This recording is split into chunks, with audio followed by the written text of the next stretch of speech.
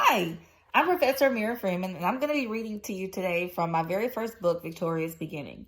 Victoria's Beginning follows the journey of young Victoria as she journeys her way and makes choices through her life based on her initial circumstances of being born with light skin to dark skinned parents.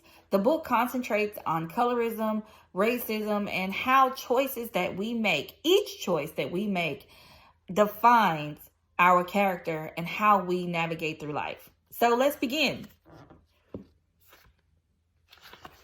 Prologue. Push, Dr. Herbert yelled with annoyance in his usually mild-mannered voice. Tess was so tired after the long ride to the nearby country hospital and the long, painful labor that she didn't think that she could push anymore. Push now, girl. The doctor raised his voice again impatiently. Tess pushed with all of her might, and out came her squalling baby. The white nurse gave the doctor a strange look and did not pick up the squirming infant. Dr. Herbert, maybe we should get one of the colored nurses to swaddle the child. The doctor took one look at the baby and realized the reason for the nurse's reaction. Don't be silly, Rebecca. Pick the baby up and start the cleanup. Don't you know that's Paul Roberts' grandchild? Dr. Herbert shook his head in irritation at the nurse's behavior because everyone knew that Paul Roberts was more white than Negro and wealthier than most folks of any color around town. That was the only reason that his son and daughter-in-law were allowed in the white part of the hospital tonight. By now, Tess grew concerned and wanted her husband very badly, but husbands weren't allowed in the birthing room. Is something wrong with my baby? Anxiety and fear caused her voice to break and her brow to furrow at the nurse's attitude.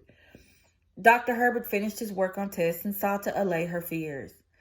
No, child, nothing is wrong with your baby, except she shows her grandfather's white blood proudly. What will you name her? Tess's frown deepened at Dr. Herbert's words, but she answered his question with a raised voice to be heard over her baby's demanding cries. Her name is Victoria Alicia Roberts. Dr. Herbert laughed. With lungs like that, I would say her name is strong enough to suit her. Finally, the nurse gave Tess her baby, who was now swaddled and quiet. Tess took one look at the tiny white face and smooth red hair and burst into tears. Why are you crying, girl? The doctor and nurse both spoke at the same time. Dr. Herbert, confused but familiar with post-birthing emotions, tried again to calm the beautiful dark-skinned young woman. He nodded for the nurse to leave the room and turned to Tess with a smile. She's 8 pounds and 9 ounces of healthy baby.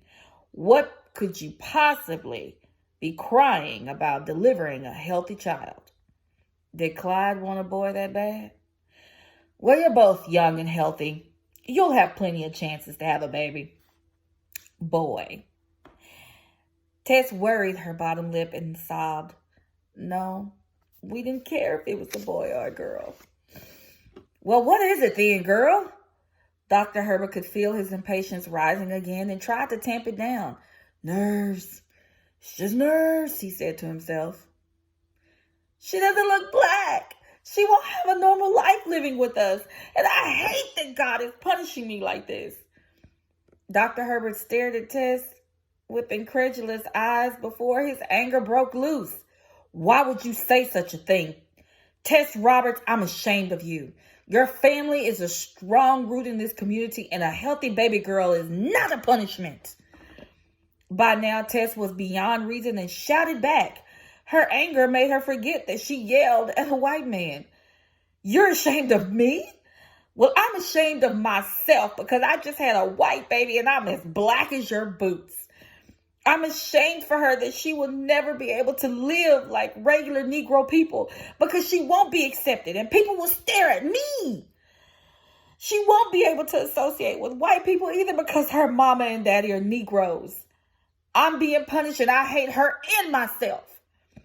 Tess raised herself from the bed and looked as if she would throw her own child to the floor. Dr. Herbert grabbed the now screaming baby from Tess before she could hurt her. Thank you.